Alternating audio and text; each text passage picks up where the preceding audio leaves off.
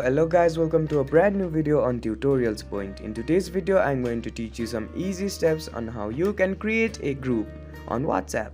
Before we start the video, don't forget to like, share and subscribe to the channel for more such useful tutorials.